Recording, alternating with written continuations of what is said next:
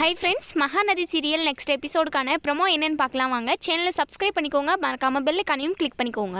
காவேரி வெண்ணிலா கிட்ட சொல்கிறாங்க, வெண்ணிலா உனக்கும் விஜய்க்கும் கல்யாணம் நடக்கணும் அப்படின்னா நான் சொல்கிறத நீங்கள் கேட்கணும், நீங்கள் வாங்க தனியாக என் கூட அப்படின்னு சொல்லி கூப்பிட்றாங்க. வெண்ணிலா வந்து இல்லை நான் வரமாட்டேன் அப்படின்னு சொல்லவும், இங்கே பாருங்கள், நீங்கள் அதாவது உடம்புக்கு முடியாமல் இருந்தப்போ நான் தான் உங்களை விஜயோட வீட்டுக்கே கூட்டிகிட்டு வந்தேன்.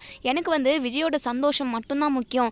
அவரோட முடிவு என்னவோ அது அதாவது அவர் எந்த முடிவு எடுத்தாலும் ஓகே தான், அவர் உன்னை சூஸ் பண்ணாலும் ஓகேன்ற ஒரு சுச்சுவேஷனில் தான் நான் உன்னை வீட்டுக்கே கூட்டிகிட்டு வந்தேன். கண்டிப்பாக நீ என்னை நம்பலாம், முழுசாக நம்பி வரலாம் அப்படின்னு சொல்கிறாங்க. இங்கே ராகினிக்கு ஒரு மாதிரி பயமாக இருக்குது, ஐயோ இந்த வெண்ணிலா போயிடுவாளா அப்படின்னு சொல்லிட்டு. அதுக்கப்புறம் இங்கே வெண்ணிலாவுமே சரி நம்பி போகலாம், நமக்கும் விஜய்க்கும் கல்யாணம் நடக்கணும் அப்படின்னு சொல்லிட்டு இங்கே காவேரி கூப்பிட்ட இடத்துக்கு தனியாக போகிறாங்க. அங்கே எங்கள் வெண்ணிலா கிட்ட சொல்கிறாங்க, இங்கே பார் வெண்ணிலா, விஜய் எவ்வளோ நல்லவருன்னு உனக்கே தெரியும். உன்னுடைய குடும்பத்தை கொலை பண்ண சொல்லி அவர் சொல்லியிருப்பாருன்னு நீ நினைக்கிறியா? இங்கே பார், அந்த ராகினியும் பசுபதியும் சேர்ந்து பொய் சொல்கிறாங்க, அவங்கள நம்பாத, நீ விஜய் மேலே இருக்கிற கேஸை வாபஸ் வாங்கிடு அப்படின்னு சொல்லி கேட்குறாங்க. உடனே இங்கே நம்ம வெண்ணிலா இருந்துட்டு, எனக்கு தெரியும் விஜயை பற்றி, நீ சொல்லி தான் தெரியணுன்ட்டு எனக்கு எந்த ஒரு அவசியமும் இல்லை. விஜய் எவ்வளோ நல்லவருன்ட்டு எனக்கு நல்லாவே தெரியும். நீ எதுக்காக இப்போ அதெல்லாம் பேசிக்கிட்டு இருக்க? இங்கே பார் வெண்ணிலா, விஜய் ஜெயிலுக்குள்ளே உட்காந்து கஷ்டப்பட்டுக்கிட்டு இருக்காரு, அதெல்லாம் பார்த்தா உனக்கு கஷ்டமா இல்லையா? விஜய் ஜெயிலுக்குள்ளே இருந்தாரு அப்படின்னா உனக்கும் விஜய்க்கும் எப்படி கல்யாணம் நடக்கும்? இங்கே பார் வெண்ணிலா, உண்மையாகவே உன் மனசாட்சிக்கு தோணுதா விஜய் தான் உன்னுடைய குடும்பத்தை கொலை பண்ண சொன்னாருன்னு சொல்லிட்டு ஏன் அபாண்டமாக அவர் மேலே போய் சொல்கிறீங்க அப்படின்னு சொல்லி கேட்கவும், உடனே வெண்ணிலா எல்லா உண்மையுமே அவங்க வாயாலே கக்கிடுறாங்க. இல்லை விஜய் மேலே எந்த தப்புமே இல்லை, எனக்கும் விஜய்க்கும் கல்யாணம் பண்ணி வைக்கிறதா அந்த பசுபதி சொன்னார், அதுக்காக தான் இந்த பிளான் எல்லாம் நடந்துக்கிட்டு இருக்கு.